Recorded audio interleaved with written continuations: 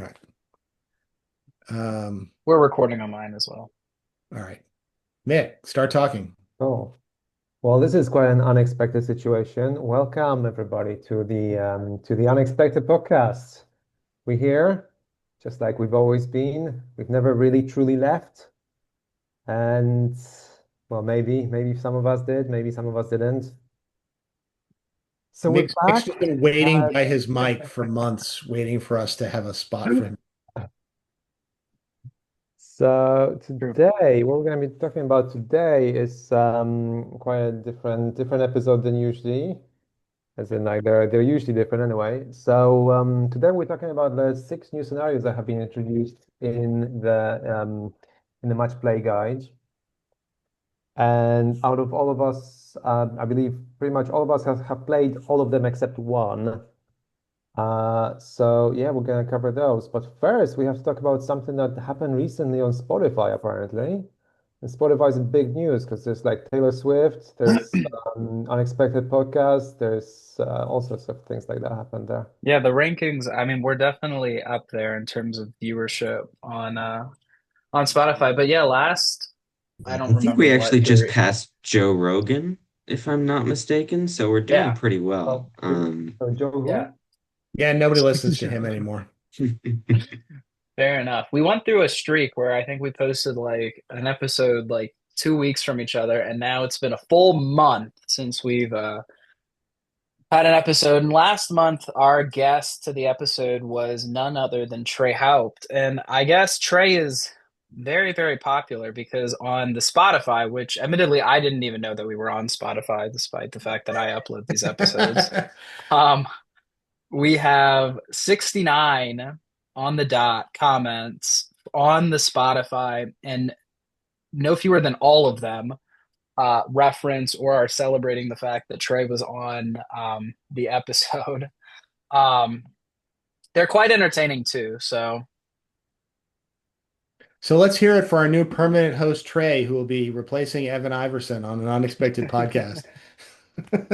true. This is, yeah, exactly. Yeah, Now, this was an agreed upon takeover. I'm definitely not being ousted from my position at absolutely no prior warning. Right. So I'm taking this news very well.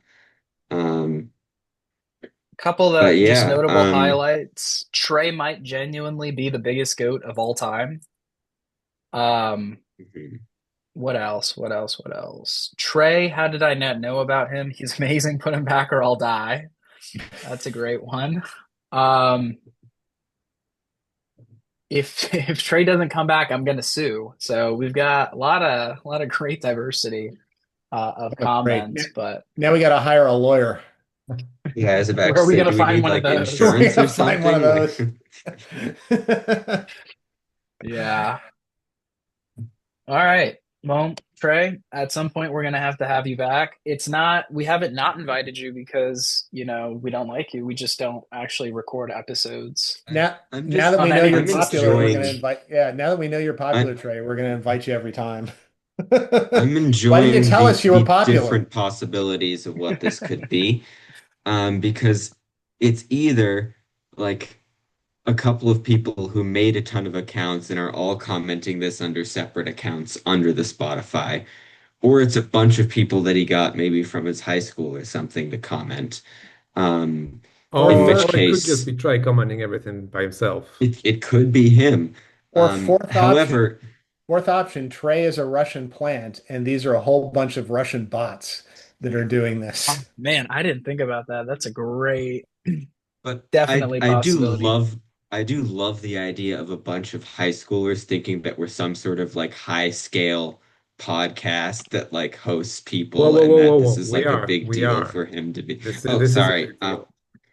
A bunch of high Okay, schoolers we're and gonna Mick. we're gonna edit this out, right? We're gonna completely edit this out. No one will know. Yeah, because we're known for like really spectacular editing. Yeah, exactly. Um, all right, what are we talking about today, Mick? You're you're So, back after a long hiatus. Tell us what we're talking about. sorry, one sec. My headphones are falling apart here. One sec. This we might Good thing actually we've edit got out. a true audiovisual professional on our podcast here to help us out with this stuff. Yeah, no, I was using these headphones at work recently, and I think the cable maybe just got pulled because I can barely hear you guys. No, Mm. So this probably explains. So for those who haven't been following Mick had a new documentary show that came out about about the Lord of the Rings, right?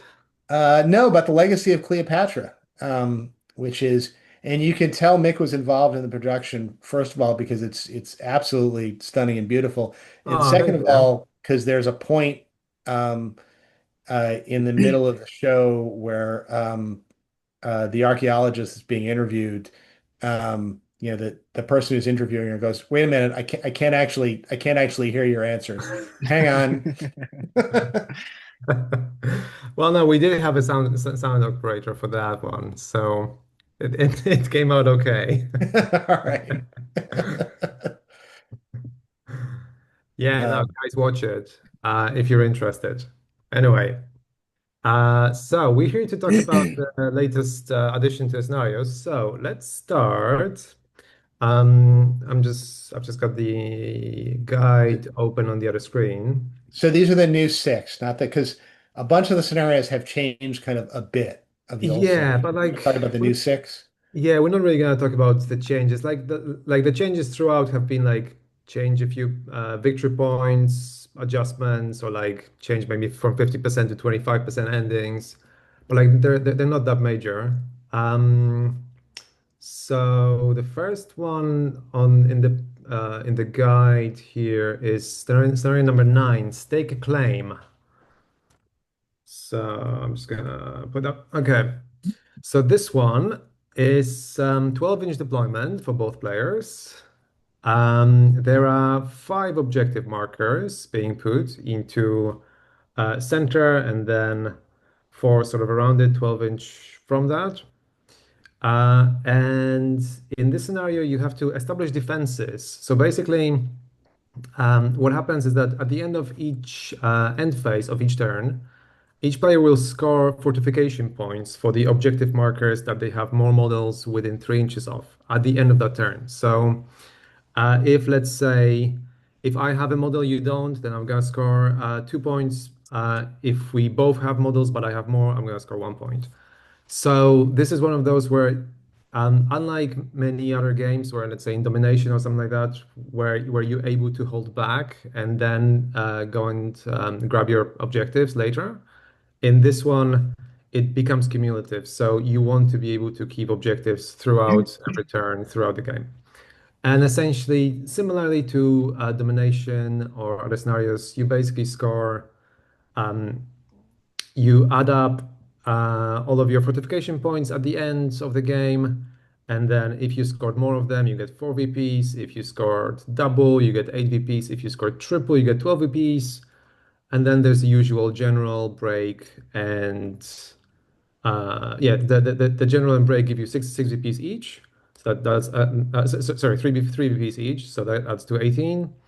And then at the end of the game, the player who controls the most objective markers at that moment scores additional 2 victory points.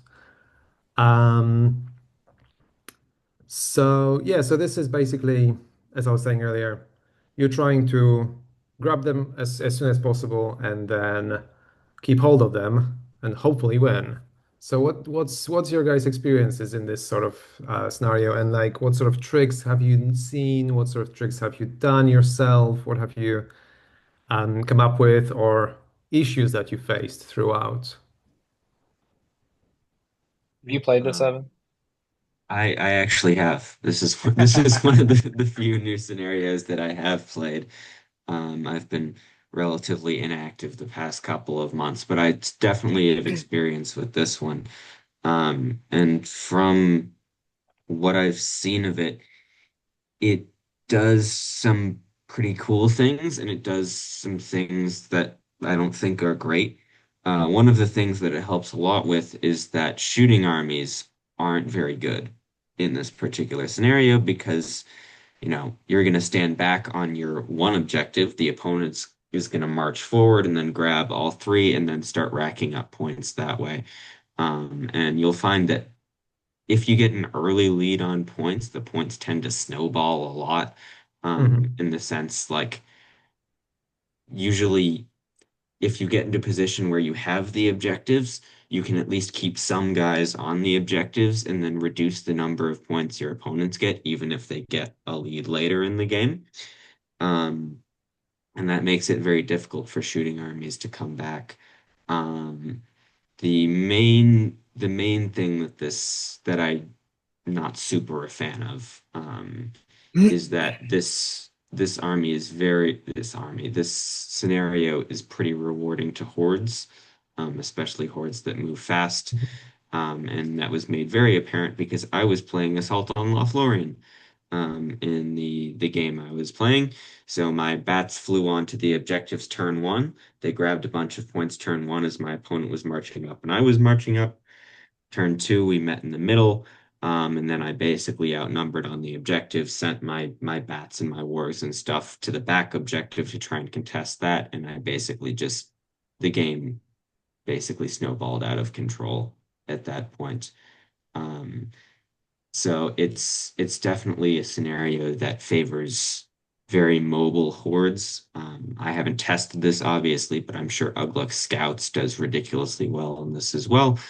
Um, so it definitely rewards speed and numbers, which I think is generally a trend in these scenarios. But its helpfulness against shooting is very nice. Yeah, the numbers reward, especially like if let's say you're starting playing on 50, your opponent's starting on 30, then already from the very beginning you're gonna be scoring way more points, and then it's basically a catch up. Yeah, I had the one or two games I played of this. I know I play Rohan most of the time, and what I found was that on turn one I was able to like jump onto like three or four objectives instantly, and if my opponents didn't have the random cav to send forward or like to even contest in any way, like I would start the game with already leading like 8-2 after like first turn. So then even if at some point opponent manages to get to actually establish defenses in the middle, by then my advantage is gonna be probably like at least like 8 to 10 points, and then I'm just hoping that the game ends as soon as possible, which in this case it ends at 25%. So I guess my take on this, I think I've only played this once. I played this actually with dwarves. And We never what claimed any of the objectives, right? You just had well, your no, own. actually, so this I think you guys are right that this favors hordes, but I think what this game actually favors are armies that are have a have like enough numbers and then the ability to like outclass the hordes. I can't really remember what I was playing against, but it was something that was fight three and obviously didn't have the defense seven of the dwarves.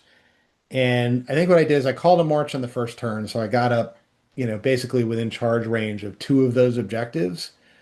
Um, and and then, the next turn I was charging onto those objectives.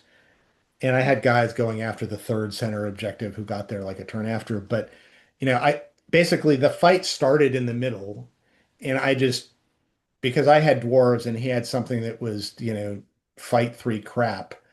I just kind of blew him away in those fights. And so he got a few more turns, a few more points on the early turns, and then like his line just kind of fell apart.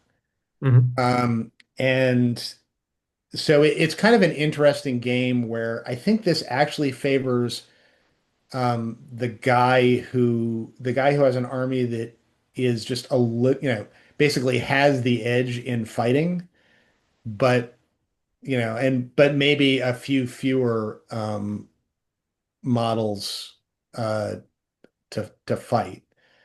I'm trying to figure out how to articulate this, but basically the guy who has numbers and is like better fighting than the middle, because unlike some of these maneuver scenarios where it's like their objectives kind of all over the place and the hordes can just kind of go everywhere, these objectives, or at least three of these objectives, are kind of in the middle where you're going to get to roughly the same time, unless you have like some kind of weird situation where you have like a dozen Crabane and can just kind of wall off the objectives from your opponent until your numbers get there.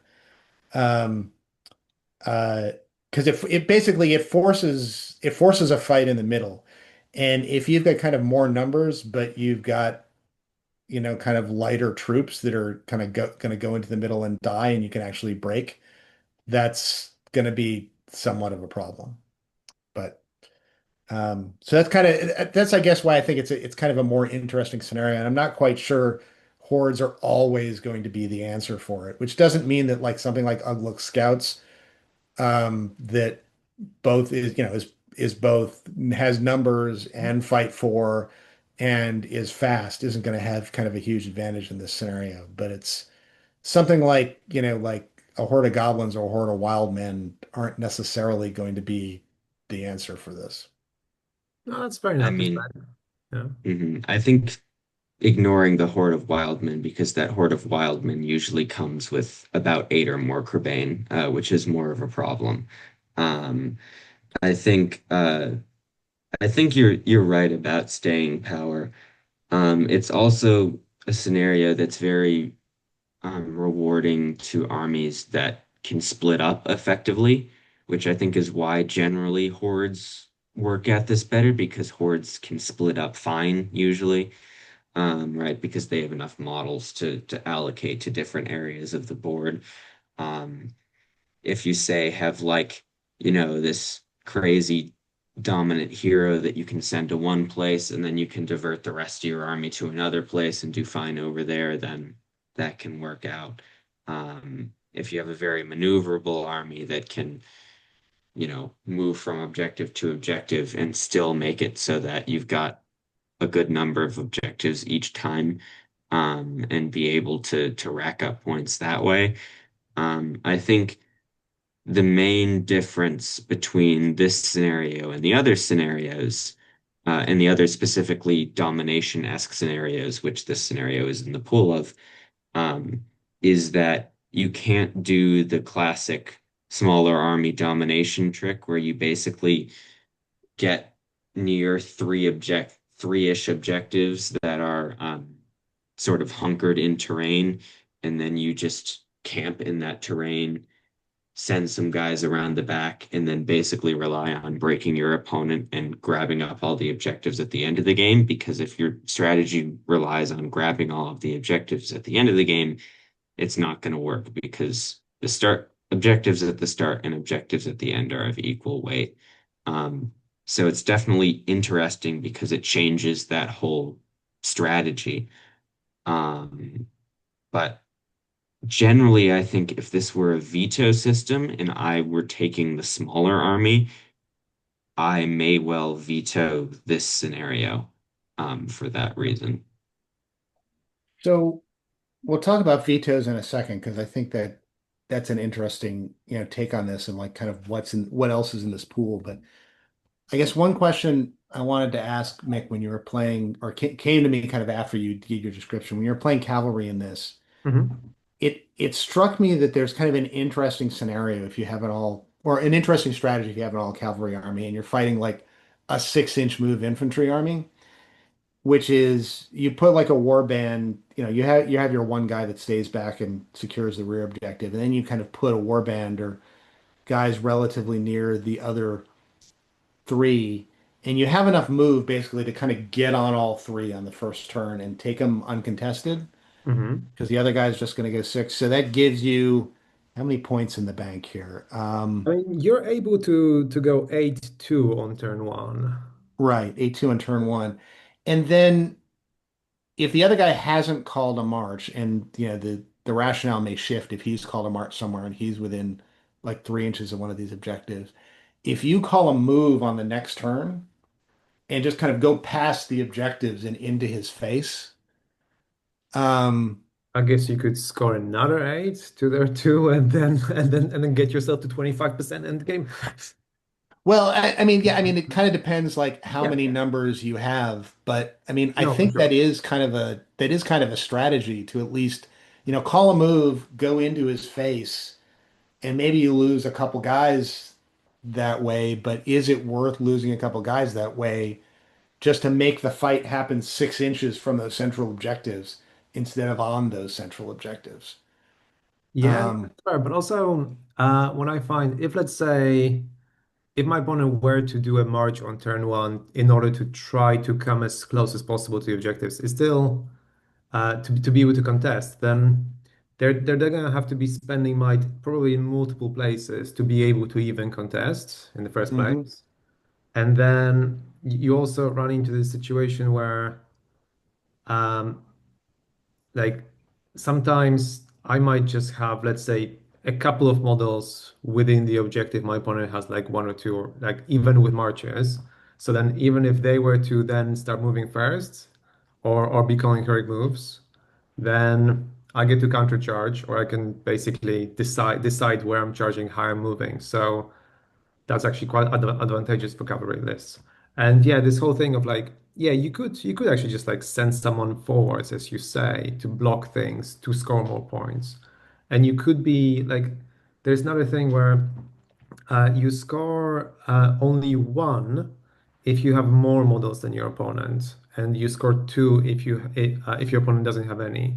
So also with cavalry, you can just be sometimes sacrificing a guy just to send them like within the 3 inches somewhere, just to Right. deny a VP. Well, I Yeah. mean the FP in this case. And so all of that will eventually start adding up because okay, you're scoring your two, they're scoring their two, but then you might be scoring four here, they're scoring two, but then you send a guy into one objective each to deny a point here or there, and then everything just like starts snowballing. Yeah. I mean, so a lot of this scenario, I think, it's about area denial in a way that kind of domination is not. Mhm. Um, and it may be a perfectly valid strategy for cavalry to like basically die on the far sides of the objectives.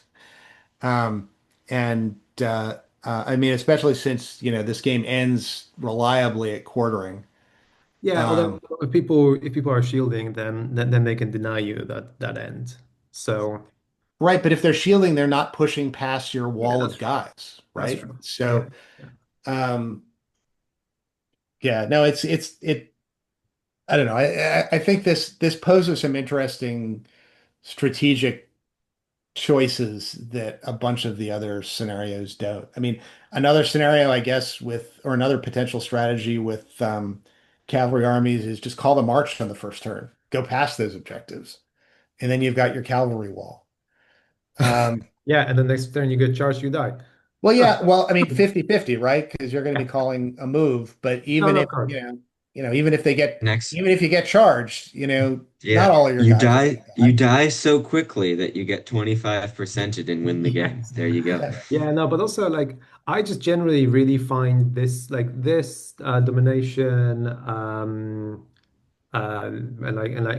like the other ones with like three or four objectives in the center to be really cool scenarios for cavalry armies in particular because you have the movement, you can be going to places, and your opponent always has to like be worried about where they're defending. And so I always find these really enjoyable to play because ultimately I usually my opponents outnumber me by like 2 to 1, and yet there is so much at play that you can still win it or lose it in so many different ways. Yeah. Yeah. Interesting. Yeah. Okay, so moving on. The next one on the list is number 14, Sites of Power. Yeah, this is like one of those like World of Warcraft type scenarios. So like this or yeah, like something that I never really considered to be a Lord of Rings scenario specifically, but looks pretty fun. Mhm. So in this one, first of all, the game ends at 25%, just like the previous one. In this one, we have four objectives, roughly one in the center of each quarter of the board. And this is Maelstrom. And surprisingly, also, this is Maelstrom at night. Yeah, or Dark of Night. Yeah. Yeah, so you only have 12-inch shooting range in this case. And also, each objective has this strange aura where at the beginning of the priority phase, roll a d6 and see what happens. So on one or two, until the end of the turn, each time a model within 3 inches of an objective marker suffers a wound, they roll a d6. On a 6, it's ignored. This roll is taken immediately after the wound has been suffered before fate rolls or any other rules. Might may not be used to modify it. So it's not like fate, it's just a random 6 saved. Then on roll over 3 or 4, until the end of the turn, models within 3 inches of an objective marker automatically pass any courage test they are required to take. So this is a very unique thing for objective-based scenarios where so often people's models happen to run away on the most crucial turn, and because of that, you lose the game.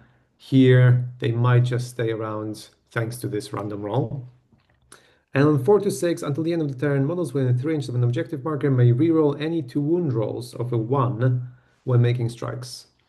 And so in this one, for each objective marker you control, you score 1 VP if you have more models within 3 inches of it, 2 VPs if you have double, or 3 VPs if you are the only person with models within 3 inches. Then 1-3 for breaking, 1-3 for general, and then you score 1 victory point if the model with the highest points cost in your opponent's army, that is not their general, was wounded during the game. And if the most expensive model that is not their general was removed as a casualty, you score instead of that 2 points. And put a pin on that because that's worthy of a little rules discussion later. Yes. Yeah. Oh, and by the way, where the objectives are in this matters because I think this may be unique amongst the objective scenarios. There are four objectives, and they are if you envision a 4x4 board Mhm. that's divided into four kind of 2x2 quadrants, one in each Mhm. corner. The objectives are in the middle of each one of those quadrants. Yes. So they're kind of fairly near like each corner of the board. Yeah, so there are actually 12 inches on from yours plus 12 inches on from the side, then 12, 12, 12, 12, 12, 12. Yeah. So you have distributed objectives here. And unlike many of the other objective scenarios, there's no objective in the middle. And Um, and they're quite far away from each other because in all there, the other scenarios, they're actually pretty close. Even in domination, it's like 12 inches usually, 12, 12, 15, 16 maybe. Here you have 24 inches between each objective. yeah. And because it's dark of night, the usual strategy that shooter armies use in these scenarios, which is I'm going to take one or two of these objectives, then just blow you off of the other two from range, Mhm. um, doesn't work. Because you Sure, actually have assault on to, Lothlorien. except for Assault on Okay, Lothlorien. 18-inch, 10 It's still balls, 18 inch, yeah. success. Um, What happens? but in most circumstances, the shooter strategy does not work. Yeah, Um, all right. So I played who's played this other than me? I played this I once. played it. I played it, yeah. I played this against you, so I'd hope that I'd played it. Oh, okay. Um, I played this against somebody else, and that's the one Okay. I think that I'm remembering. But And you You've played played against the time you played Devin? it against me was you took Road to Rivendell, and I think that's oh, why that's why I because don't you remember you it. blotted it out of your memory. I have blotted that trauma out of my mind. All right, so we can set that game aside because the outcome of that game turned in no way on this particular scenario. But all right. So Mick, tell us your experience with this scenario. So again, I played a cavalry army, and cavalry armies love Maelstrom because you can go wherever you want. You have your might to deploy wherever you want, and if your opponent split, you basically wipe off that part of their army very quickly. And the other thing is here, like the long distances are just great for cavalry because again, nobody else can go this quickly. So yeah, I personally enjoyed it, but like I enjoy all Maelstrom and all objective games. Ultimately, what I found in this one was that, yeah, I actually did the usual thing of taking out part of my opponent's army, and then what happened was that uh, most of my army was roughly in one place, holding the bottom left objective.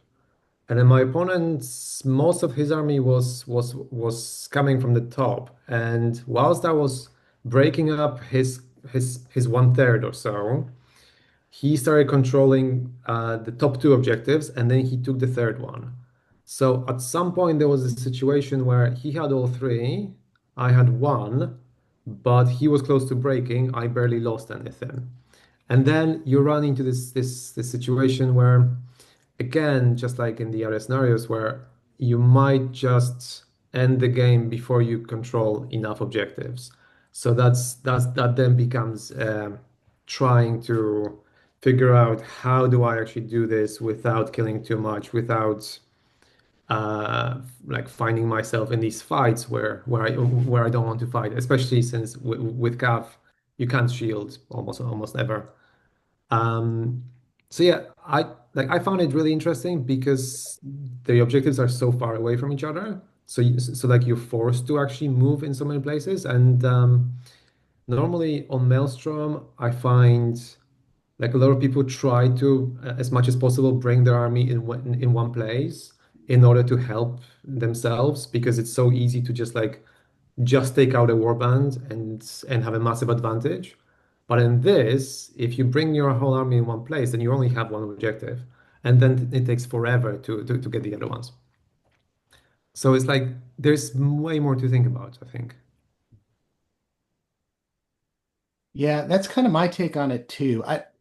I confess I don't remember a lot about the game that I played with this. I can't even remember what army I was playing and what army I was playing against. But the one thing that I do remember was kind of the dilemma in my head where I was like, all right, well, classic Maelstrom, I want to like use my might to make sure that everybody comes on in the same place. Yeah, And exactly. then I was like looking at the scenario going, huh, no, I don't. And it is actually kind of a an interesting kind of conundrum because this is the new Maelstrom scenario where more so than I think even what's that scenario where it's like command the battlefield where you have to like get Yes. points for each quadrant.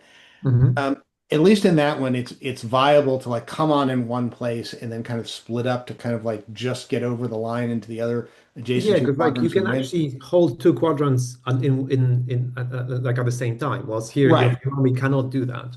Yeah, not here. Yeah. Um and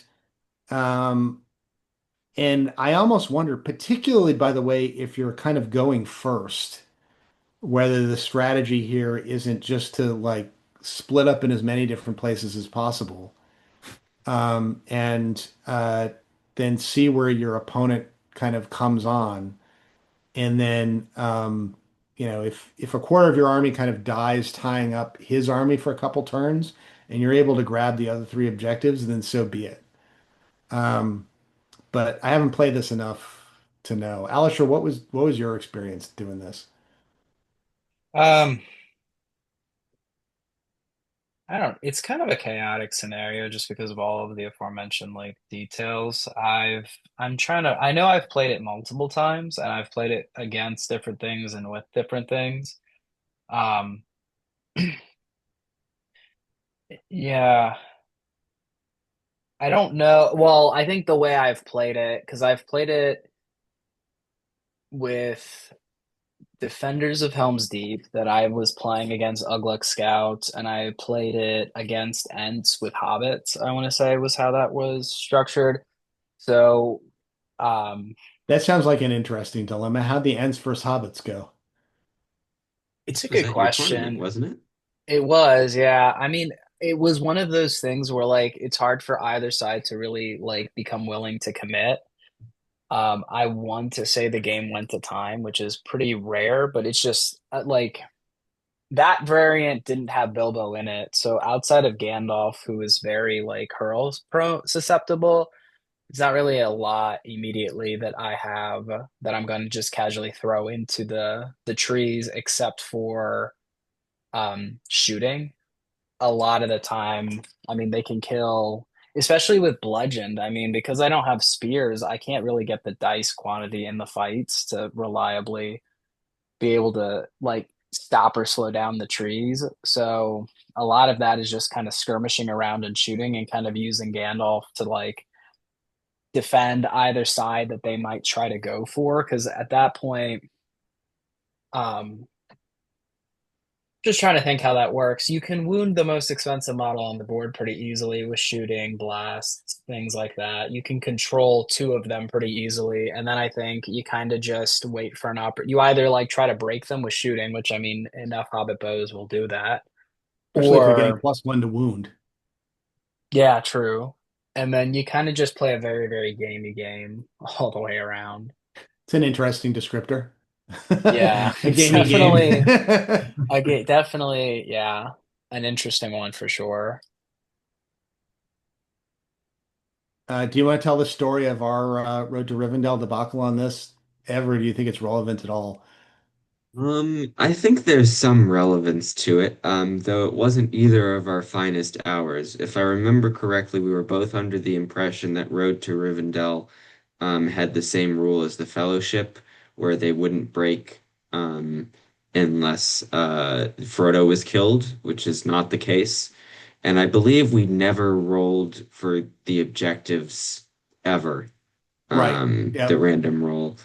Um, but basically, you had Tom Bombadil and all that, and I didn't know his rules. So you caught me off guard and ran your entire army through a terrain piece that I did not know you could do. And then you completely outplayed me and looked like you were going to crush me. But thankfully, Road to Rivendell sucks. So I just killed them all in one. That's So right. My cunning wood elf ambush executed with stunning precision, and my wood elves all charged in and died. yeah, it's not an overly useful case study because I didn't know the rules and his army was terrible. So we've really got nothing out of the game. Um, except yeah, we forgot to roll the objectives a single time and we looked at it afterwards and I don't think a single thing would have changed in that game if we Mm, had rolled those I don't objectives. think I don't think any of the fights happened within 3 inches of any of the objectives. right. That's also Um, true. yeah. Actually, Um, changing subject specifically to the objectives, in that game that I played recently, the objectives actually mattered a lot because my opponent was trying to bring himself down to 25%, and there was a situation where he actually had like a couple of models on each objective, like on the ones he was controlling, and then we rolled a 3 and 4, and so he automatically passed carriage tests. And what he should have done previously was to actually keep one model away from the 3 inches from the objective to be able to actually take a courage test and fail it. So because of that, that actually delayed him from getting down to 25%. So that's just something to bear in mind. Yeah, the Interesting. only one of those objectives that seems like it would have a real game affecting amount of relevance is that courage one. Yeah. Because if one side breaks but they're on the objectives, you may well be relying or at least heavily benefited by the auto pass courage bubbles that might pop up on them. Hmm. Um, but other than that, like especially the re-rolling ones isn't really going to do much, Yeah. especially when it affects both sides. Right. Yeah, it's just we're going to introduce slightly more randomness into this so that both sides will die slightly less quickly or slightly more quickly, depending on which one you roll. Hmm. So then we were going to talk about the special victory points for the most expensive model, which isn't the general.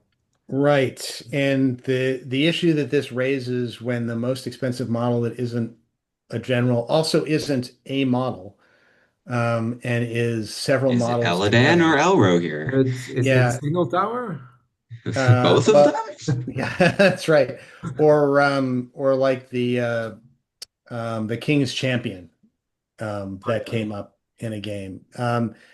And uh, so, I mean, the answer that the folks that we play with, and this includes like Nova came up with, to how you basically how you rule this is if the most expensive model is like one of these multi-model things, um, then it is that multi-model thing.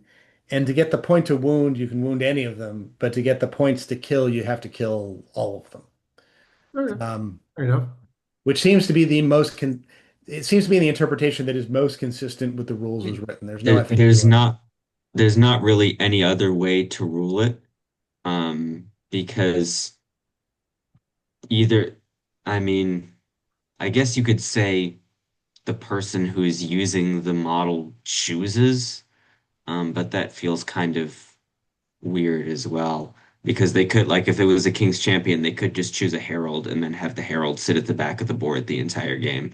Yeah, although Um, if they're using a King's Champion, then like sure, take your pick.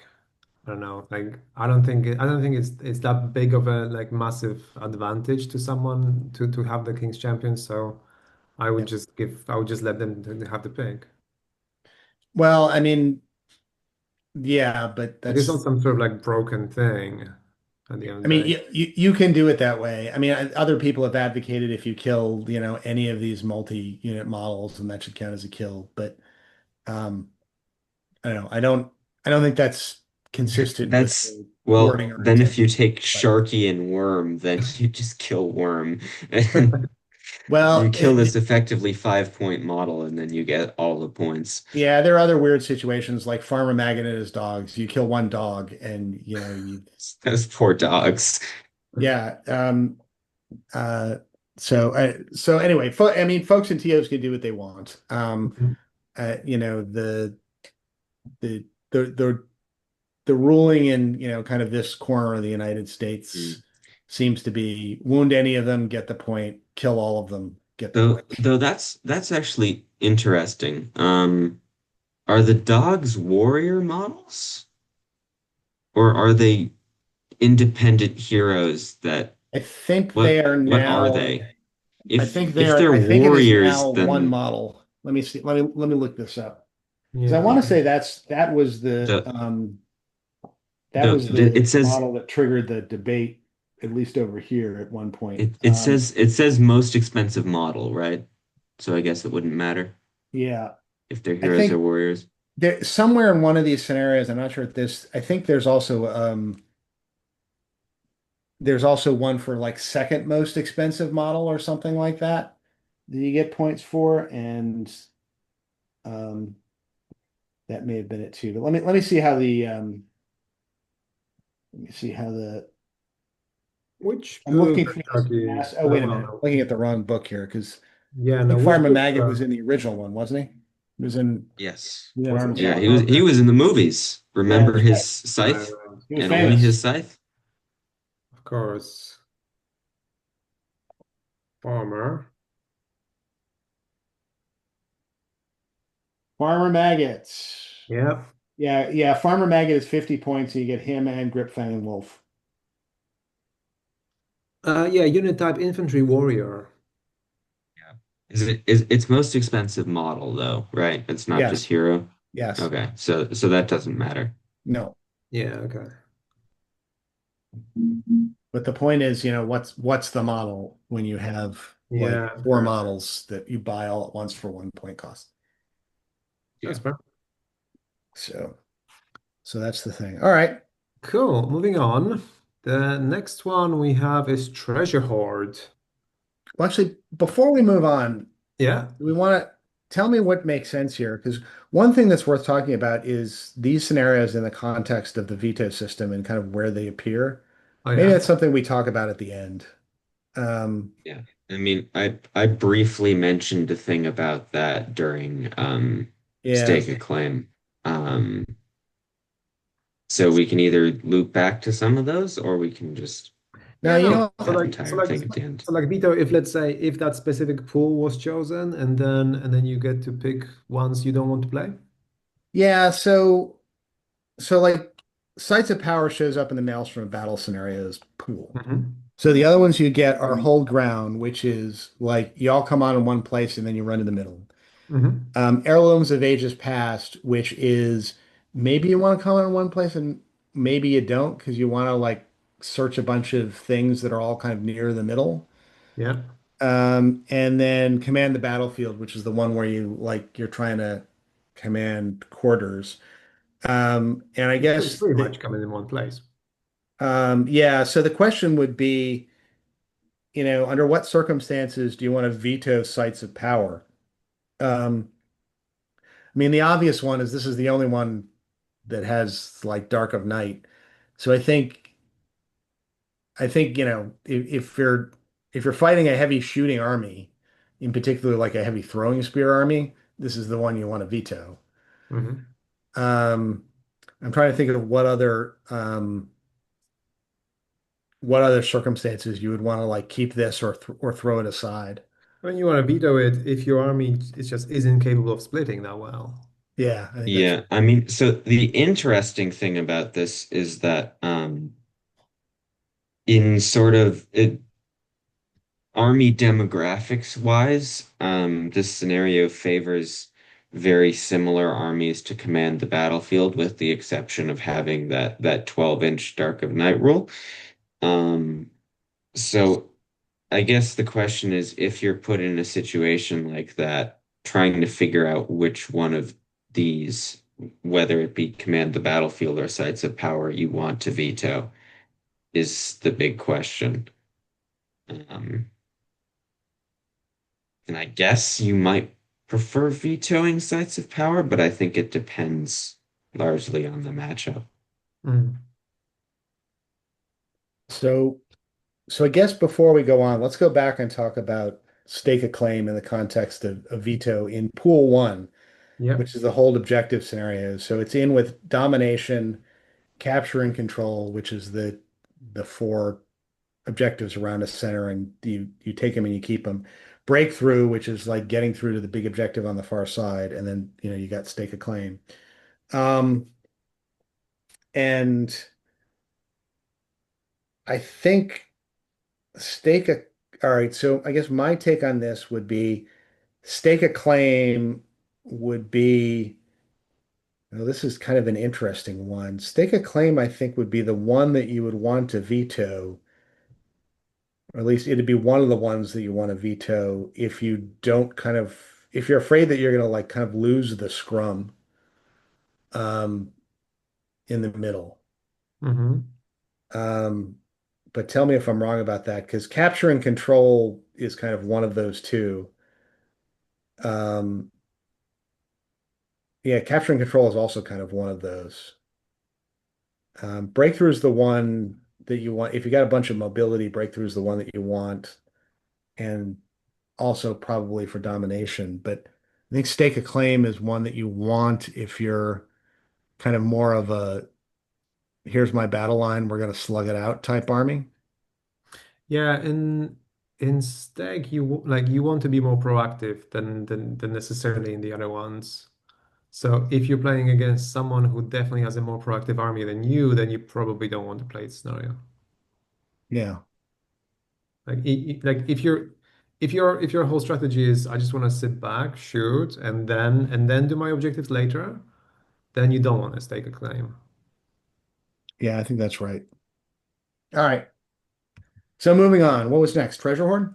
Treasure Hoard. So this is another one of those that ends up 25%. This is almost like a pattern now. Anyway, this one has quite interesting deployment zone because your deployment is 12 inches from the center of your board side, and that's your entire army within the 12 inches. And then there are six objectives. So the first one, the first one is 6 inches away from the edge of your deployment zones, which is basically 18 inches away from your board edge. Then there is one 12-inch to the side of it and the other 12-inch to the other side of it. So there's three essentially on 1812, 1824, and 1836, and then the same on your opponent's side. And then this is the uncovering artifact, so you have to dig them up. And so on this one, you score 2 victory points for each artifact that is in the possession of a friendly model. Then one VP or 3 for breaking the army, 1 3 for general, and then you score 1 if you have at least one model wholly within 12 inches of your opponent's board edge. If you have at least 3 models wholly within 12 inches of your opponent's board edge, you instead score 2 victory points. Yeah, so this is a well, essentially seize the prize times 6 plus recon, kind of a mix where you're trying to get models onto your opponent's board edge. So again, you want to have something mobile. You want to have as many models as possible because there are so many objectives to go after. And you want to be able to get some of your models over to the other side by the end of the game. And you're Yeah. starting roughly in the center of your deployment zone. So you can't actually start anywhere on the side. So like everything is much more predictable. Right. And hordes don't have quite as much of an advantage as they normally would because they're kind of constrained by that 12-inch bubble in the center. Correct. Yeah.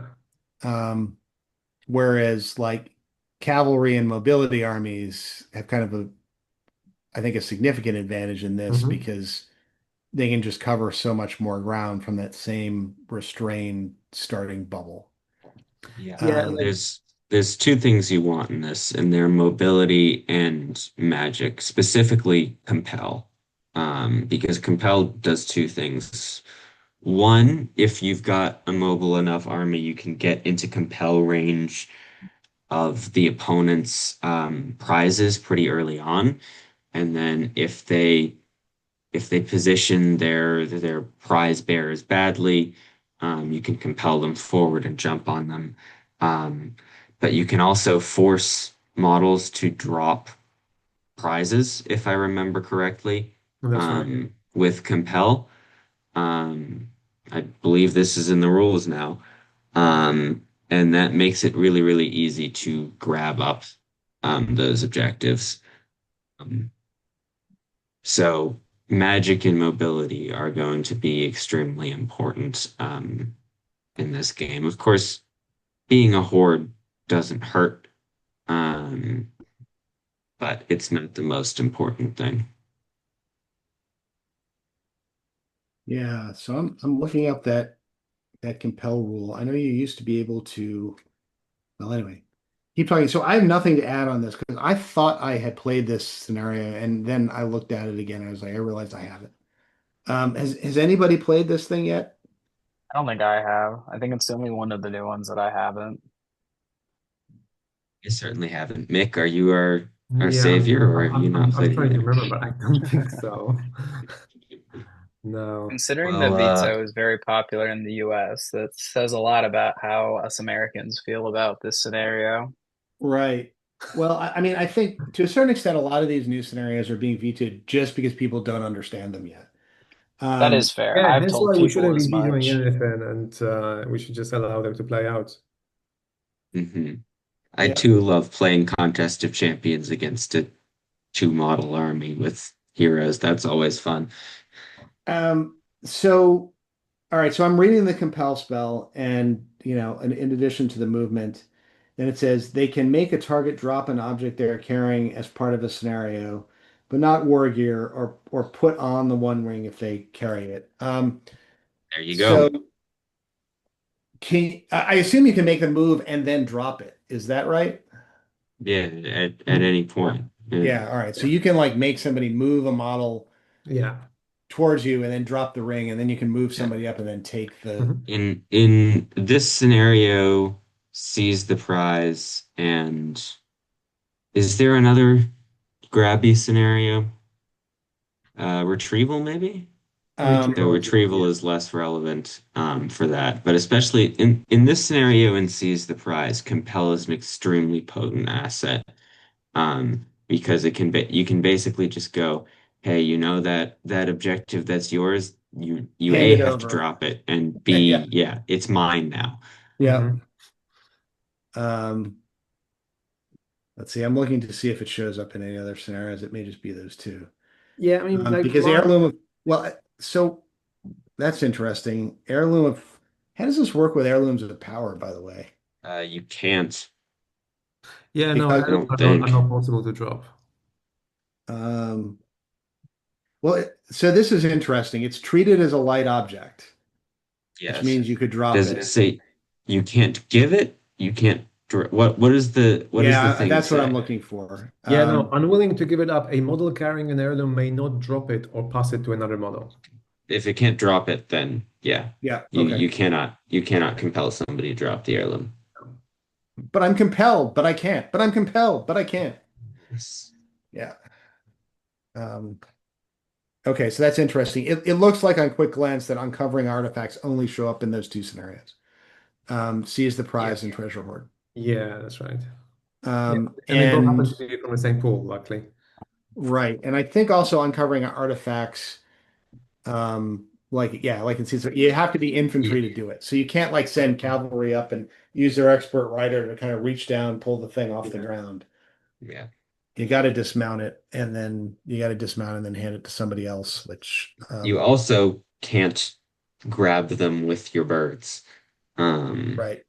which is useful. Um, the whole intelligence test thing is also an interesting one, because it adds a layer of um, uncertainty, I guess, except in specific circumstances. Like if you've got eagles and you're flying to the objectives, sure, you're going to pass your intelligence tests.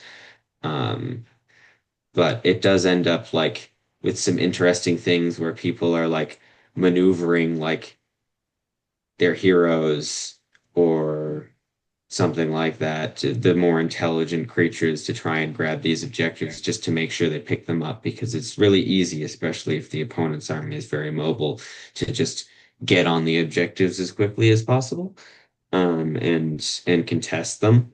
Um, so using your reliable heroes that have high intelligence to try and pick them up. Um, like this isn't the same scenario, but when I was playing Seize the Prize, which has a similar rule, um, with I tried to grab as many of the prizes as I could with Saruman because he's got an intelligence of like three up, so he's just going to pick them up. And importantly, um, your heroes can pick up multiple prizes. Yeah, Um, that's right. Yeah. That is something that actually caught me off guard on one of the games recently. Although if they get how does that compelled, I rule guess they work could need again? to drop multiple prizes. Yes, Um, just a buffet of just dropping prizes. Yeah, that's right. how Here, have them many? all. Yeah. Um, so something else, I guess, just to mention, because I always forget this spell is there until late, is there is until it's too late, is there is this fog of disarray spell that has very little utility um outside of like these scenarios where especially if you're like playing against a horde and like because usually hordes are hordes of idiots. Um, if you can remember to pop that spell off, because you only get, I think, one chance to pick these up a turn. Yeah. Um, This is I'd say less applicable in this scenario because generally you're going to be grabbing your own three and your opponent's going to be over there. And that generally means there's a large separation, so there's less of a reason to have fog of disarray. I think it can be applicable in Seize the Prize. But even then, I think there's usually better things to be doing. Um, so there yeah, are a I'm not few sure. casters in there that though that have it like some of the ring wraiths in the legacy that have fog of disarray that Winter Lake, um maybe. yeah, the Dormer Lake has it. I think somebody else has it too, but But anyway, that spell's there, and I think it's a 6 inch range, so you can actually get kind of I think within two. Like if you're mounted on a cab base, you can get within two of these. It's just something to think about. I'm not sure it's Yeah. it's a huge game winning This strategy, this but is that this is scenario, clear that how the thing there, theoretical this is. With the, if we yeah, that we don't even know the radius of fog of disarray. yeah, that's right. But yes, if you for some reason choose to take the Dwemer Lake and you get put in this scenario and you have nothing better to do, then perhaps you Then perhaps save your will points unless it's really Yeah. necessary. But it may. I mean, especially so in this scenario. Well, I guess seize the prize is the same thing, but you can end up in situations where, because you only get one shot at this, where like if he doesn't get it, then you're going to get a decent chance to get it. And fog of disarray, because intelligence tests you can only modify with might. Um, uh, it may actually you may actually have like a game deciding outcome come out of that 1 - 1. might Probably just you won't, compel him. but But you may. Yeah. Yeah. Um, all right. So, anything else to say? Well, okay, so let's look at treasure hoard amongst its pool. I can't remember which pool this is in. Oh, this is in object scenarios. Yes, So this is this with is destroy the destroy the supply. supplies, retrieval, seize the Involve- prizes, and treasure hoard. Um, I don't know if you'd really want to veto this scenario. Like Seize the Prize is the one you definitely don't want to play ever. Well, I think not the one necessarily. that's most often vetoed That's the one I don't ever want to play. would be destroy the supplies because Oh yeah. that one feels like either someone's always got like a pretty good matchup and the other person doesn't unless they've got like two bog standard 40 model couple of cavalry model lists. Um, but yeah, destroy the supplies is usually vetoed first. And then I think the other person usually probably vetoes retrieval, um, or often, because retrieval is very easy to camp on. Um, and seize the prize and treasure hoard feel pretty similar. They're not like the same, obviously. Um, but they both offer, despite being, a bunch of relics in the middle or on the sides, they offer decent chances to either side. Mhm. Um, whereas retrieval and especially destroy the supplies, less so. Yeah. How do you guys play your vetoes, by the way? Do you do one person drops one, the other person drops the other, and then you 50-50 between the other Yeah. two? Throw dice? Okay. That's what you do. Which creates some interesting dynamics. You see more scenarios played that way, but Mhm.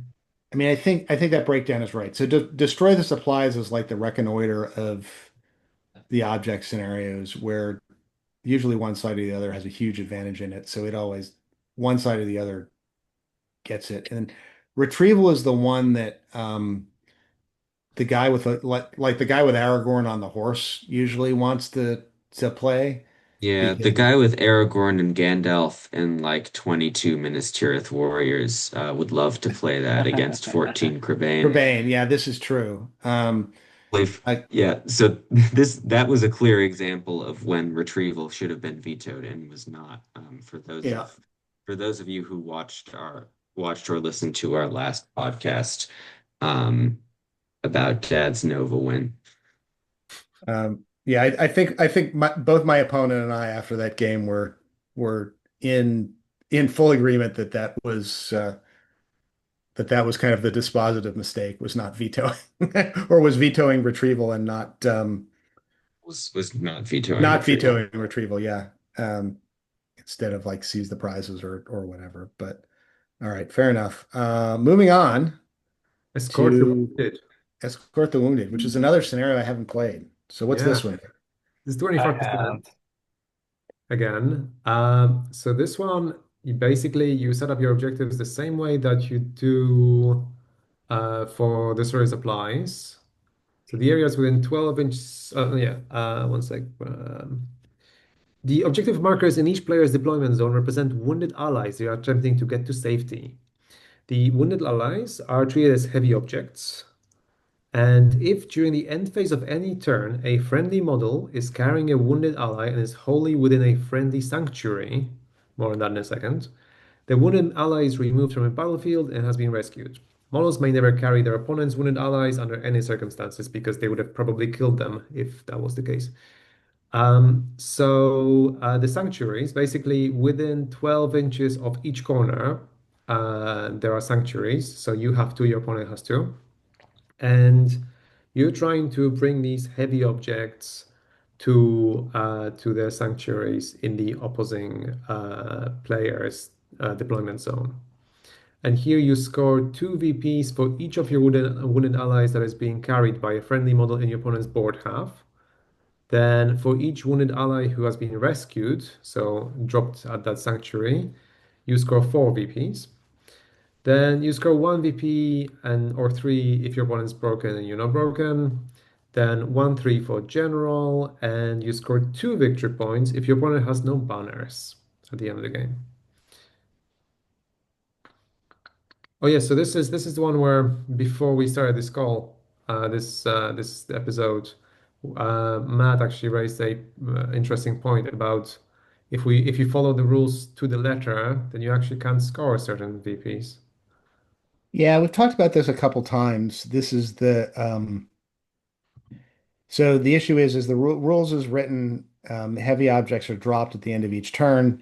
In this particular scenario, you get let's see, 2 victory points for each of your wounded allies who are heavy objects that is being carried by a friendly model in your opponent's board half at the end of the game, which will never occur if you've done this right.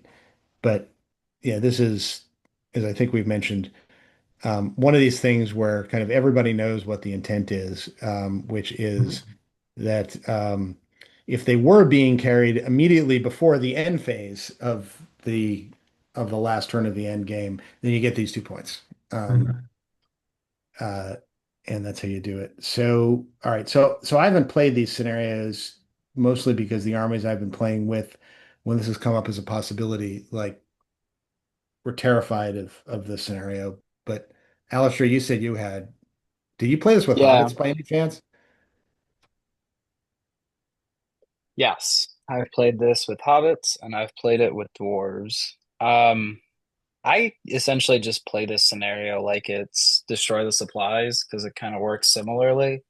Obviously, there's a few key differences. Well, actually, I think if you're an army that plays destroy the supplies well, you probably play this as well, if not better. Oh, I guess that's relative because I guess if you have birds, then birds can destroy the supplies, but they can't pick these guys up. I don't know. In terms of what Right. I play, which usually consists of camping around the objectives. So, I mean, with hobbits, I think this is a pretty easy scenario because you can actually protect um all three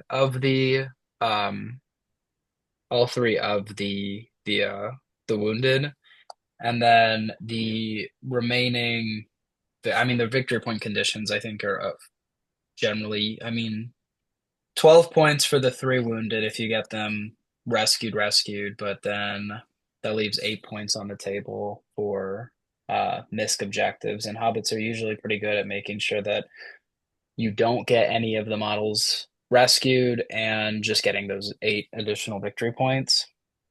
So that's been my experience with them.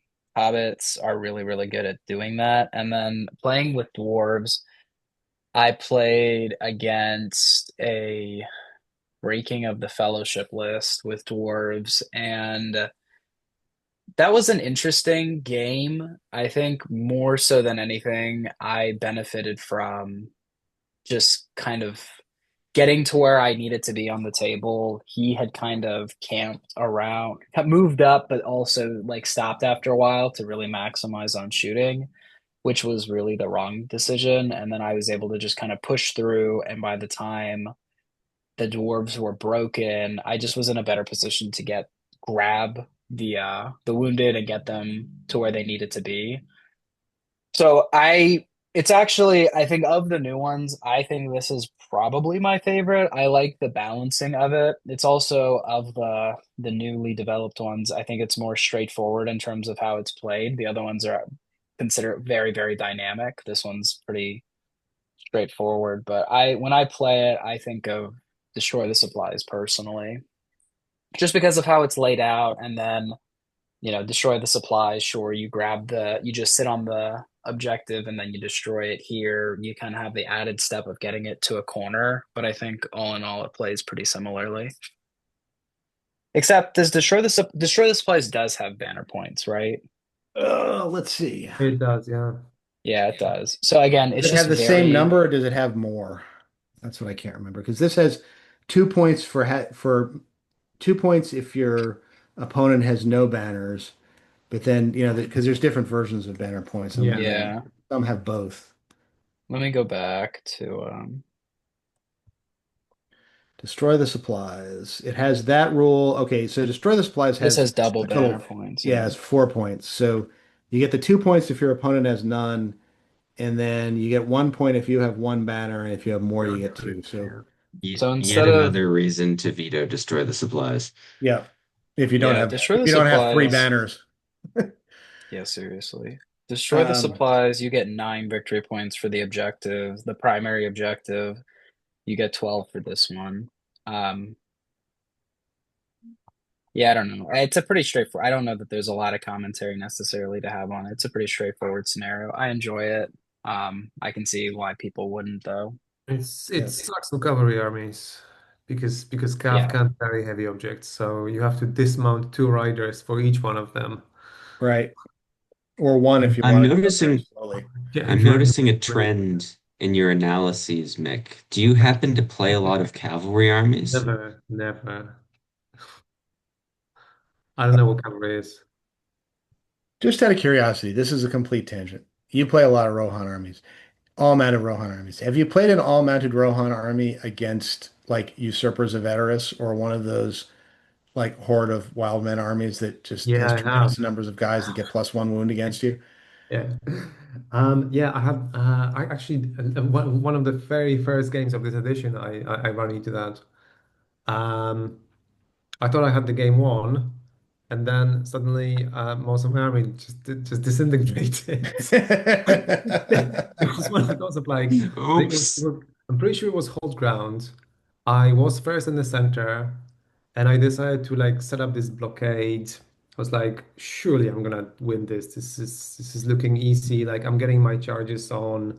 I have my like fight four, fight five, all's good. I don't have an army. Yeah. Okay. I was wondering if you were able to bring up any different results than kind of I've seen with that matchup, but because we got like a whole book full of scenarios that match those two armies against each other, and I'm Yeah. really curious to play some of those to But I just see. find it strange that like at the same time the hatred isn't mutual. Right. What did we do to deserve this? Yeah, that's right. You know what I was looking at recently, which is extremely funny, is you know the Expedition to the East list, the one with That Murrin and Maroon Drar. Drar and Yeah. Kyrian. They Yeah. all have hatred Easterling. So imagine just like you're playing Easterlings and you feel so confident, and then you come up against this like once in a lifetime nobody plays list, and you just get your butt handed to you because they all have hatred Easterling. Well, at least it's not unique to the Easterlings, right? Because there are armies out there that are hatred men, Yeah. and the Easterlings could run into those. But still, if you were Easterlings and you ran into that particular list, you'd have to be thinking, what are the odds? You know? 50-50. Yeah. Um, yeah, okay. I To mean, be fair, if you were playing Easterlings and you were down low enough tables to be playing against this Expedition to the East list, then I guess you probably deserve it. yeah. Yeah. Um, yeah, that's kind of an interesting commentary on why isn't this hatred mutual? And I wonder if there needs to be like a special rule in there for certain armies. Like you get the hatred special rule, and then you have the indifference special rule that, like, if you have the indifference special rule, then your opponent doesn't get the hatred benefits against you. Yeah. The thing is though, like even if that hatred was mutual, like they all die on force anyway, and like you get 4 dice on charge with your cavalry, so they die anyway. So even if I received hatred for everybody, it wouldn't matter. Yep. Yep. I there's a couple of scenarios. All right, so we're going to keep this tangent going a little bit, and then we'll come back. But there's a scenario in that new book, The War of the Rohirrim book, that is it pits um it pits like three Rohan heroes. It pits like Helm, Haleth, and Hama, all on horse, and there may be a couple other heroes in there too. I can't remember. And then like 24 Rohan cavalry and 24 Rohan infantry against um 72 um wild men, and then Wolf, Targ, and three Mumex. Three. And there is a rule where like the Mumex and Wolf and Targ like come on as reinforcements, which mean, but there are also like three chieftains that are in there amongst the 72 wild men or and so like the first couple turns are going to be like just Rohan against like this absolute horde of guys, and I'm really curious to see how that comes out. But I guess you probably don't even need the Mumax unless it's like the Mumax, yeah, they might be reinforcements, but actually they're a trap yeah, because it's a because trap. because they get wounded and then they kill their friends. Yep.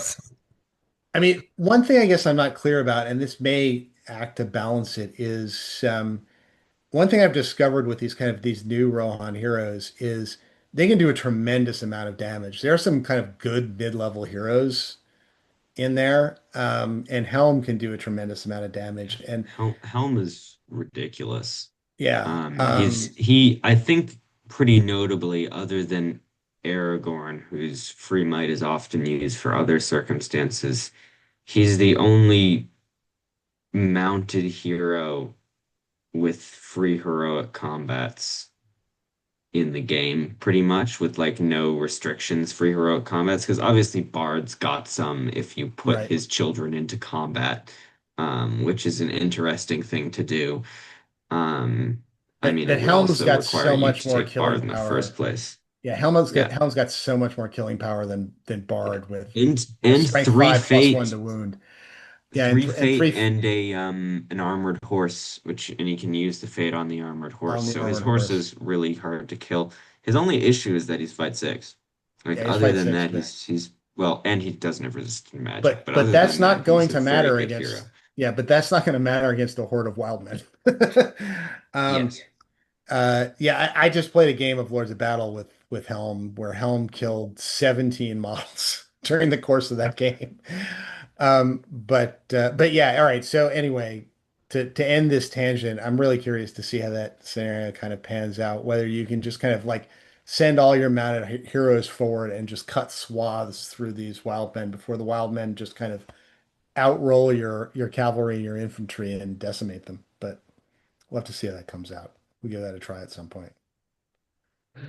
All All right, so right. this one lives in pool 5, which is maneuvering scenarios. Yeah. So you have recon, storm the camp, divide and conquer, and escort the wounded.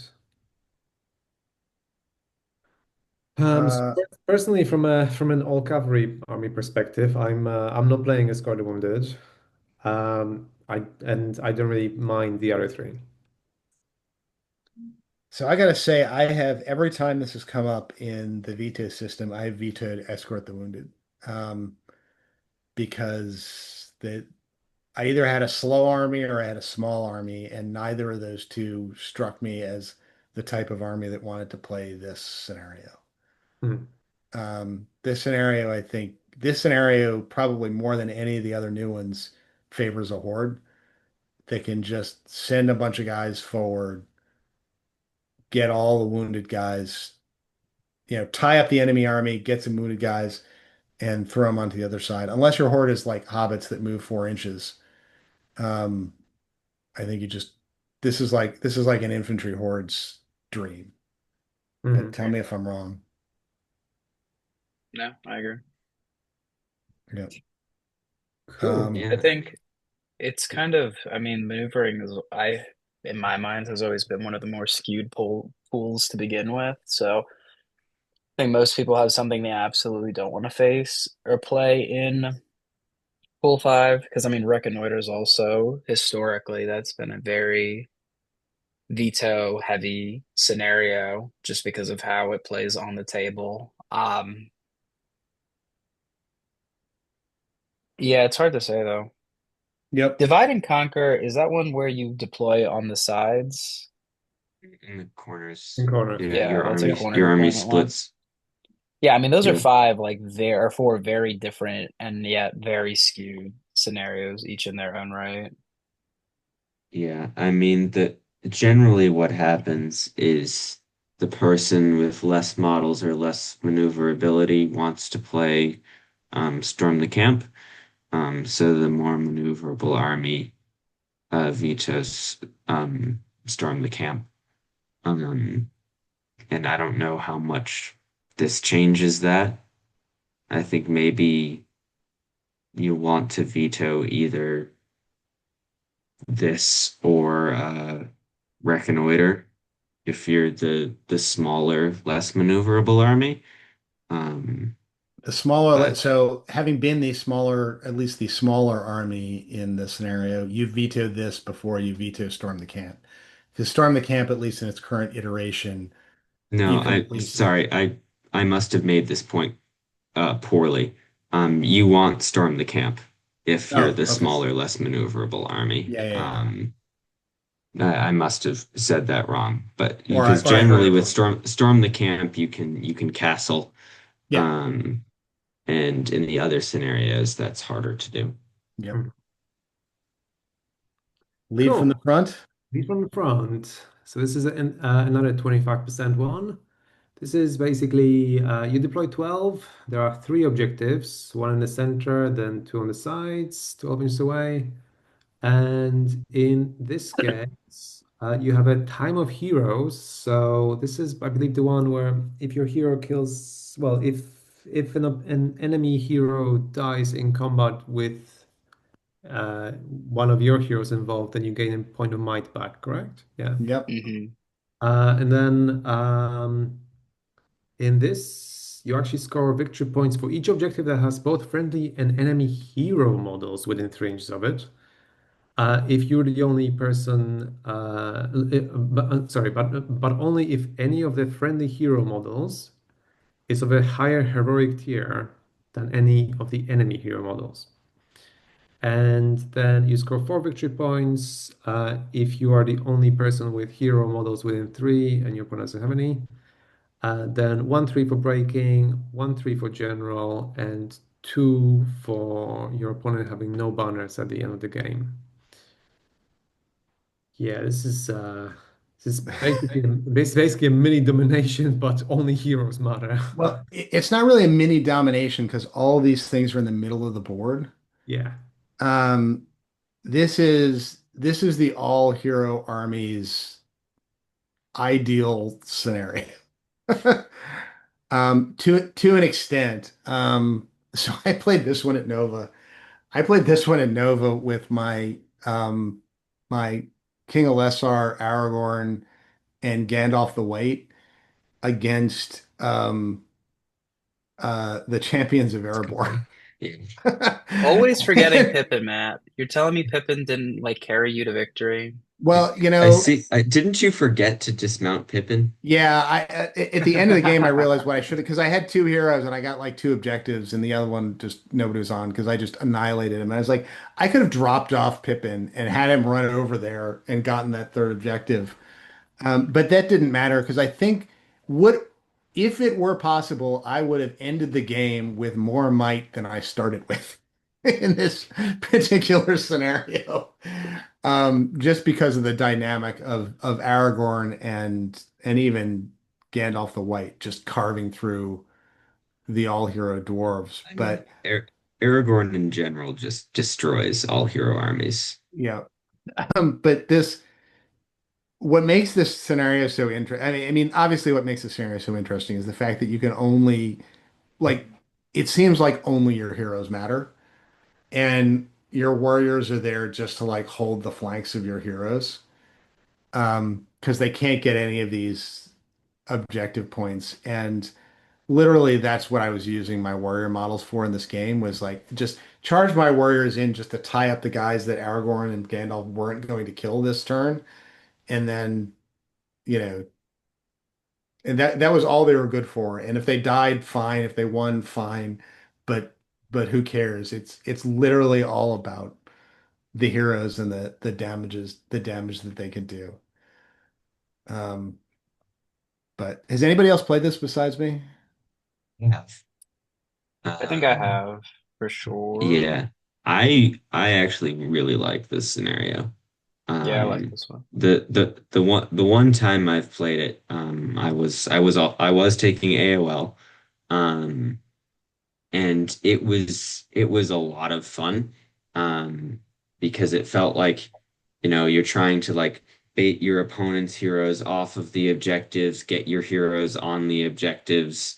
Mhm. Um, there was a point where like the person I was playing against, obviously I had AOL, he had Rivendell, which Rivendell absolutely annihilates AOL in combat because they just hit you with a bunch of Wrath of Bruinans and kill your entire army.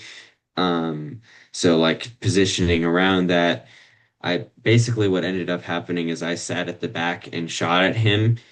There was this big terrain piece in the center. He ran around one side to go fight me. I threw some guys in to fight him off, and I basically maneuvered my entire army in front of the objectives and then got 25%ed and had all three of my heroes on the three objectives, with none of his.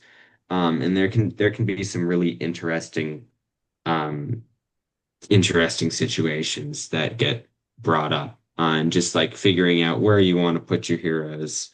Um, and even like, yeah, sure, all hero armies do enjoy this scenario, but if you have a good hero killer, they have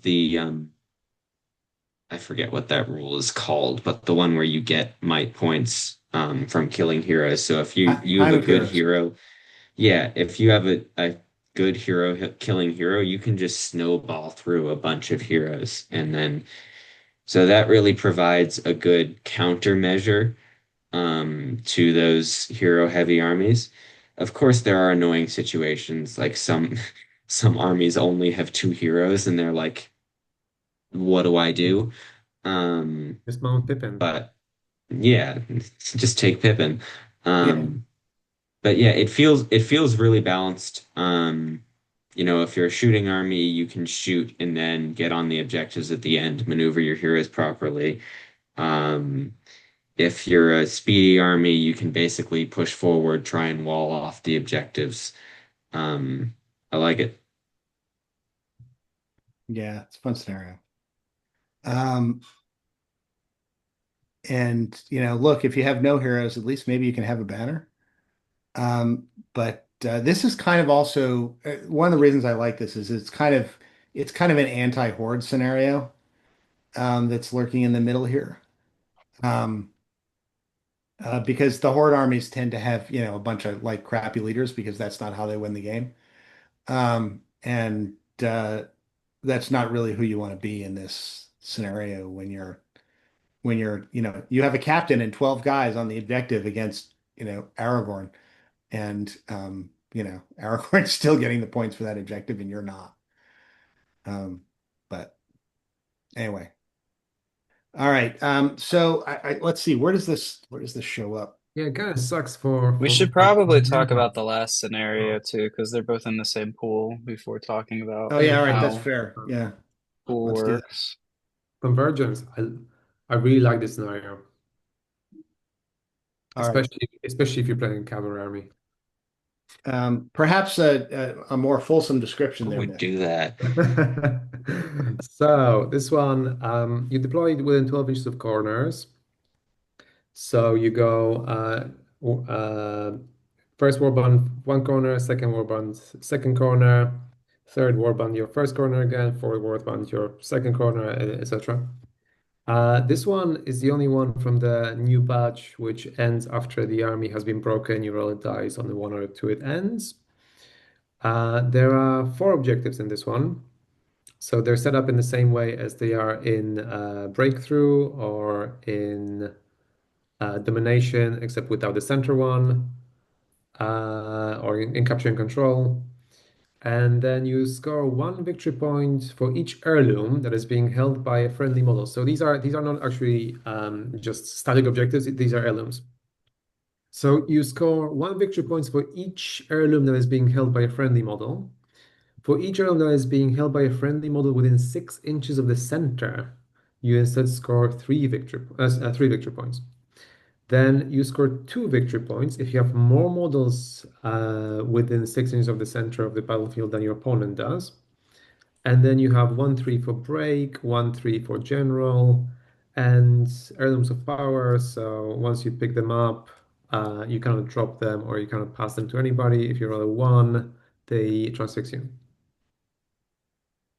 So this I find really cool because not only do you have to pick up those objectives, you also want to like you have to essentially bring them to the center as much as you can. So you have to be quite proactive in it. You can't just find the heirloom and run away and hide for the rest of the game. So this creates more of a dynamic challenge where I actually had a loss in this scenario recently where I thought I had won. I thought I had basically everything tied up. There was no way I could lose. And my opponent's Isildur managed to charge two of my riders on one turn, claim both objectives, and then with the ring on, yeah, Run to the center and stand there. yeah, just kind of walked around the center and was never really in trouble. Yep. I mean, you can grab the heirlooms and then kind of run away with them, but the problem is that as long if your opponent grabs one objective and puts it in the center and you grab three and run away with them, it's a draw. Yeah. Yeah, Yeah. that was actually and in another game I had in that there was a situation where my opponent had two in the center, then I also had two in the center, but then he charged one of them. But the way he was only able to charge was that if he kills the guy holding the objective, then his model with the objective now is going to be off the center. And because he was broken and I had another, I think points for his general, and I had more models in the center. Even though he had three, that third one wasn't scoring 3 points, and so I would still be winning. So it's just so vital that if you have those objectives, you have to be in the center. But if you are in the center, then that's so much more dangerous for you. Yep. Um, But yeah, I personally really like this one. yeah, this is definitely a fun one just because of all the different kind of dynamics that are working on it. Does anybody have any good stories to tell about this particular scenario? Oh, no, I just No. did. I just told you too. Other than, all right, does anybody else have any good, interesting stories to tell? I don't I thought you were personally. gonna double down. This Yeah. Mick tells that entire story, and you're just like, yeah, anybody have any good stories to Stories. tell? Okay, Does anybody have any interesting stories to tell? let me tell you the story again. Maybe you didn't hear it. I don't know. That's right. Maybe you need to explain the joke to It's me next always until it's better the funny. second time. Um, yeah. Geez, this is another scenario that I played a while ago, and I can't even remember the details at this particular point. But um, I remember having a You good want to time with remember it. them. Um, but yeah, I mean, it's. I guess the other thing that's interesting is, with the transfix dynamic with heirlooms of power, where like you get the objective, but when like you screw it, up, you roll the one and it can't Yeah. move to the center anymore Yeah. and stuff like that. So interesting stuff. All right. Okay, so should we talk? Let's talk about these two scenarios in their pool. So these are in the unique scenario pools. There are four unique scenarios, which does seem like a bit of a contradiction in terms, but there it is. Um, Fog of War, Clash by Moonlight, Lead from the Front, and Convergence. Um, so so look, obviously, if you're like the hero heavy or all hero army, you pick lead from the front, and if you're the army that has like uh six captains and a bunch of wild men, you don't take lead from the front. Or maybe you do because you figure you'll have enough captains to take them all, but who knows? Um, uh, Convergence. So what type of army do you want to be picking convergence for? Well, stuff that fights well, stuff that moves fast, stuff that gets in the center, gets in there, does everything. Mm. Doesn't bother shooting. Yeah, I mean that's actually kind of one of the interesting things about convergence, right? Is there isn't there isn't an obvious this army wins this scenario. No. Think about that unless I'm missing something. There's different strategies that you can use. Regardless of which army you have, you can do something with it. Mhm. Um, I mean, the biggest issue you have in convergence is if you have the sort of army with three warbands, your opponent is with four, then they could do one of those things where they try to gang up on one of your corners, and then uh, maybe you're not able to connect your entire army in one place, and then they take over the center. yeah, I guess that's true, right? If you have an army that depends on fighting in a ball, then Yeah. convergence is not for you. Yeah, so like again, if you're playing Cav, then like you love convergence because you send your entire army against your opponent's one camp, Yep, and then you send everything to the center. yep. I mean, I Yeah, think very because I similar to remember, divide and conquer. yeah, Yeah. yeah. And I remember having this issue with like when I was playing the Easterlings, and you'd have the Emperor and Ruta, you'd have the Emperor and a drum, and then you'd have like Rutabi, and then you'd have Borgir. And Rutabi and Borgir each kind of had small warbands. So the question was, you know, do you like do you put the Emperor and Rutabi on one side together and then, leave Borgir on his own to kind of like die horribly when if somebody turned against him? Or do you try and put Rutabi and Borgir together and keep them alive long enough to get the Emperor to them? And that dynamic, I guess, is the same in Mhm. Convergence as it is in Divide and Conquer. Um, all right, so I guess there's that. Um, but I mean, absent that type of dynamic, I'm pretty sure you don't veto convergence, regardless of kind of what army type you have, and it stays around. Whereas lead from the front, you veto if you think you've got a heroic mismatch between you Yeah. and your opponent. Maybe. Um, I mean, I think the biggest thing with convergence is that sort of one army being able to prey on the separation of another is actually decently common.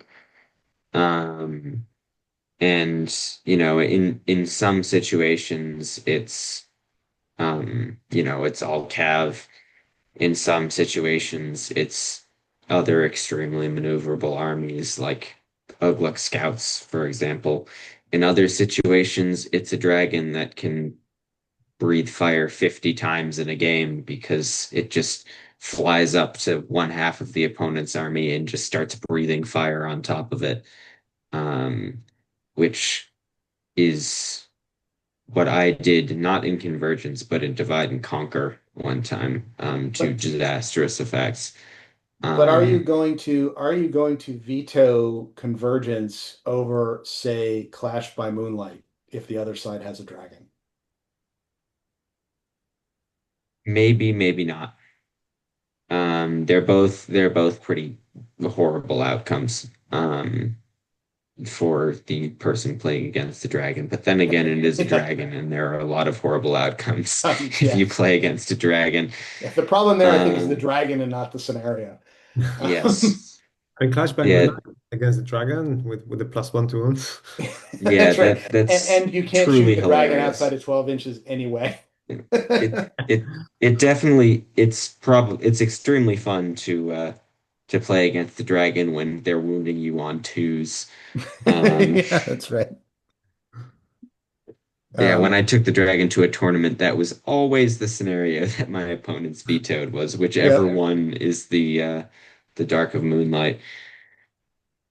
Um, but yeah, honestly, I don't know if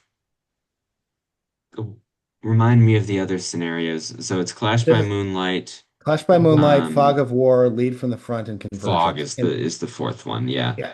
Um, So look, in my experience, somebody always vetoes Clash by Moonlight because Clash by hmm, Moonlight is the reconnoiter and the destroy the supplies of this particular pool where somebody already always has a horrific advantage in that scenario. It usually seems somebody has a horrific advantage in that scenario, unless it's two armies with like no bows squaring off against each other. Mhm. Yeah. Which I mean, which I guess does happen.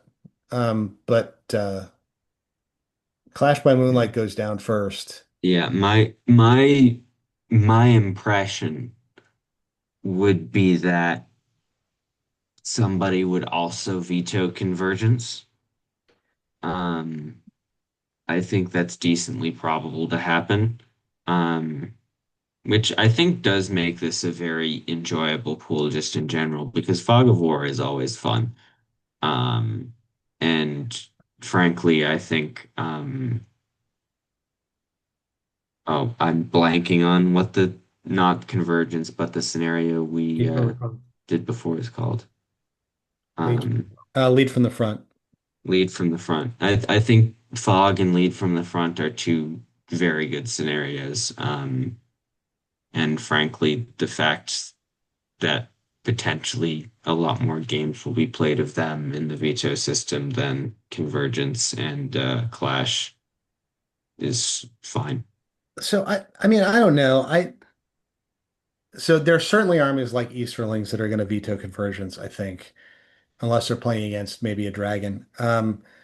But I think there are going to be more armies that don't care about the separation and convergence than there are necessarily going to be in divide and conquer.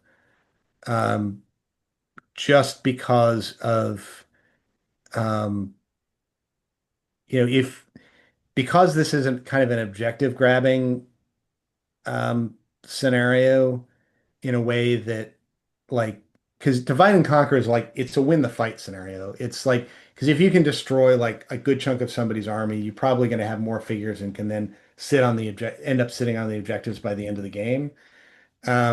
Whereas um, in convergence, at least if you have like if I have three warbands of dwarves, I'm perfectly happy playing convergence, even though I know that two are, I'm gonna have a heavy side and I have a light side.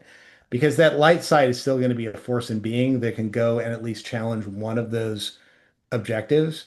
And I've got enough guys there that if the other guy wants to kind of like gang up on me and kill me, that means my other side is probably going to be able to grab two more objectives and then get to the center and kind of be there to have a real fight. Um, which is kind of less, I think, than in Divide and Conquer, where it's more about killing the figures early, and then you can just kind of be in the middle afterwards, as opposed to this where um, if you can kill a bunch of figures, but if you haven't grabbed enough of the heirlooms, um, you could still lose. But Mhm. I haven't played this enough to know. But all right, have we done it? Is that all six? We have done it, yeah. I think it's like overall, I think it's like six well-designed scenarios. They're all pretty Yeah. good. Yeah. I Yeah. mean, compared to the six we got initially, frankly, if we had gotten these initially and then they re-released the first 18, Oh I yeah. think I Oh, that would have honestly been would have fun. preferred it. Yeah. This that would have been really fun if we got these new Yes. ones and we got to play the six of them. Because I think like even taken in a vacuum, they're like all pretty great scenarios. I mean, they'd be a bit favored towards hordes, but so were our initial six. Like, Yeah. I mean, so is most of the game, really. free. Yeah, although, there is one scenario, and I mean, lead from the front, I think is not necessarily favored toward hordes. Yeah. Um, It so depends, because like eventually your heroes are gonna get surrounded by the horde and die. maybe, maybe not. Depends on your heroes. But yeah, I mean, I hear you. Like, but if you know if you have decent heroes and you kind of have enough of them and enough kind of high cred guys to hold down their flanks, um, Yeah. you can you can you can kind of take on a horde army and win. Yeah. Cool. Well, I hope Mm, we're gonna I, get yeah. yeah, no, I was just about to say that I'm hoping we're gonna get 59 comments on Spotify for this. Yeah, I Mick, get somehow your don't think well, no, that Mick, you got to get your these high school people classmates mobilized True. What are in the you way that doing, Trey Mark? did. My goodness. Um, but Trey's not in it, so yeah, no. all right. Well, now we know we got to call Trey back, Alisher. So, Yeah. This is true. This is true. What were you all right, gonna say? Trey, if you're out there, come on back. Yeah, I But guess or anybody else who's like really popular with your high school class, we'd love to have you on, even if you know nothing about True. Yeah, SVG. yeah, yeah. Exactly. yeah, our view botting practices can only last so long. We need some actual listeners. Yep, exactly. All right, guys. Yeah, Thanks so for coming. this is actually the moment where I plug my show, which Matt mentioned earlier. Oh yeah, Check it plug your show. out. What's the name? Where can we see it? It's called Cleopatra's Final Secrets, and you can see it on Disney Plus and National Geographic. Out now, all over the USA and most of the world. And you can watch Robert Ballard going. I can't really hear you. There's something wrong with this cable. Yeah, so he's a really cool guy. Yeah, I'm sure he is. He seems like it. Yeah. So, all right. Cool. Thanks, everybody. All right. Take care. Bye.